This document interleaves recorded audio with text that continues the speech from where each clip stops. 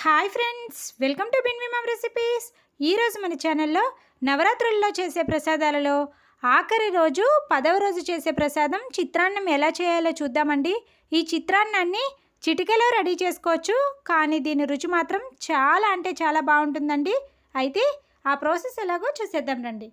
ముందుగా ఒక చిన్న బౌల్లోకి 3 స్పూన్ల పచ్చిశనగపప్పును తీసుకొని బాగా వాష్ చేసుకోవాలి. ఇలా వాష్ చేసుకున్న తర్వాత దీనిలోకి వాటర్ వేసుకొని ఒక హాఫ్ అన్ అవర్ నానబెట్టుకోవాలి.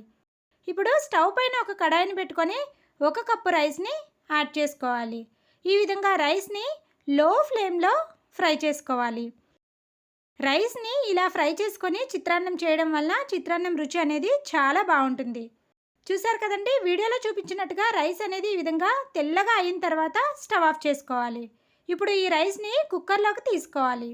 తర్వాత దీనిలోకి మనం నానబెట్టుకున్న పచ్చిశనగపప్పును కూడా యాడ్ చేసుకొని బాగా వాష్ చేసుకొని దీనిలోకి 2 కప్పుల వాటర్ని యాడ్ చేసుకోవాలి.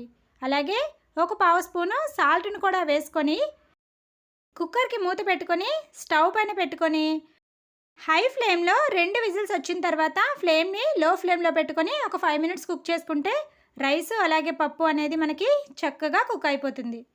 చూసారు కదండి, చిత్రాన్నం చేసినప్పుడు రైసు పప్పు మరీ మెత్తగా అవ్వకూడదండి, పలుకుగానే ఉండాలి. పప్పు చూడండి, ఈ విధంగా వీడియోలో చూపించినట్టుగా కొద్దిగా సాఫ్ట్గా కుక్ అయితే సరిపోతుంది. ఇప్పుడు ఈ చిత్రాన్నంకి పోపు ఎలా పెట్టాలో చూద్దామండి.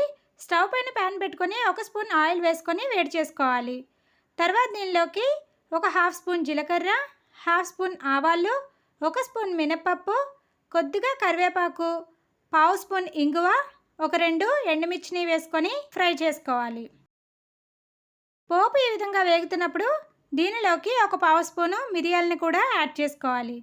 కొంతమంది మిరియాలని స్కిప్ చేస్తూ ఉంటారండి, కానీ ఈ చిత్రాన్నంలోకి మిరియాల ఫ్లేవర్ అనేది చాలా బాగుంటుంది.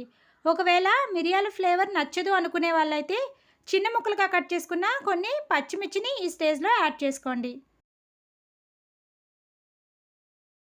పోపు చక్కగా ఈ విధంగా వేగిన తర్వాత దీనిలోకి ఒక 2 స్పూన్ల ఎండు కొబ్బరి పొడిని యాడ్ చేసుకోవాలి.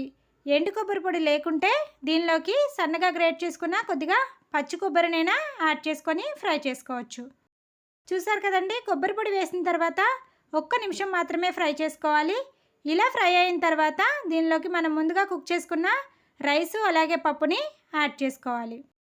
ఇలా వేసుకున్న తర్వాత ఈ పోపులోకి రైసు బాగా కలిసేలాగా కలుపుకోవాలి.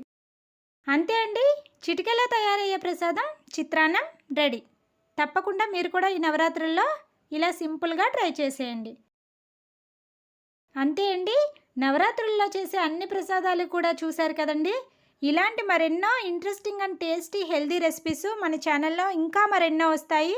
మన ఛానల్ని ఇంకా ఎవరైనా సబ్స్క్రైబ్ చేసుకోకపోతే తప్పకుండా సబ్స్క్రైబ్ చేసుకొని పక్కనే ఉన్న బెల్ ఐకాన్ హిట్ చేయండి. అలాగే మన ఛానల్ లింక్ని మీ ఫ్రెండ్స్కి రిలేటివ్స్కి షేర్ చేయండి. Thank you for watching.